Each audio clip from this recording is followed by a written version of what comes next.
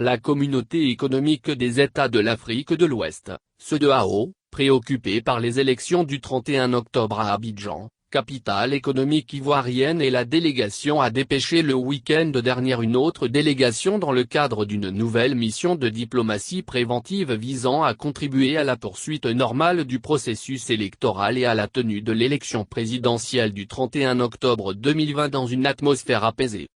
Cette mission, dans le cadre du protocole de la CEDEAO relatif aux mécanismes de prévention, de gestion, de règlement des conflits, de maintien de la paix et de la sécurité et au protocole additionnel sur la démocratie et la bonne gouvernance, a été conduite par son Excellence Shirley Ayor Korbot-Kouré, ministre des Affaires étrangères et de l'intégration régionale du Ghana et présidente du Conseil des ministres de la CEDEAO, et du général Francis Behanzin, le commissaire aux affaires politiques, paix et sécurité de la CEDEAO. Cette autre mission de la CEDEAO, l'opposition ivoirienne réunie au sein de différentes plateformes, ce jour lors d'une rendez-vous avec la presse.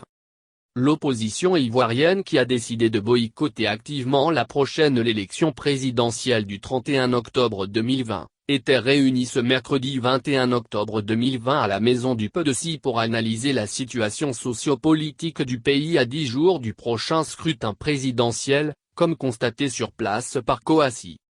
À ce rendez-vous avec la presse, Pascal Affi-N'Guessan, porte-parole de ces différentes plateformes de l'opposition, a affirmé que cette mission de la CEDEAO était un échec.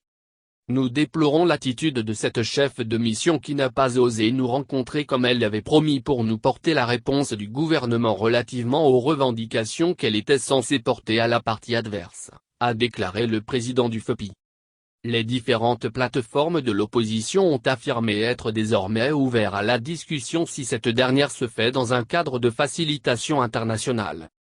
Nous réitérons que nous ne serons ouverts aux négociations que dans un cadre de facilitation internationale. Parce que je dois ajouter qu'avant de quitter la Côte d'Ivoire, Madame la ministre a dépêché des émissaires pour nous signifier que le gouvernement était ouvert au dialogue. Nous avons répondu que nous étions ouverts au dialogue, mais dans le respect de la facilitation internationale, a lâché Affi-N'Guessan, qui a laissé entendre que la dernière invitation au dialogue du gouvernement ne les concernait pas lui et Bédié.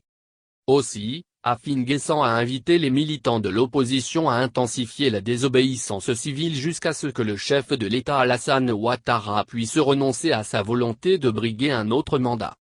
Si le 31 octobre, il n'y a pas d'élection, les Ivoiriens doivent se donner volontairement à un gouvernement de transition, a martelé le président du FEPI.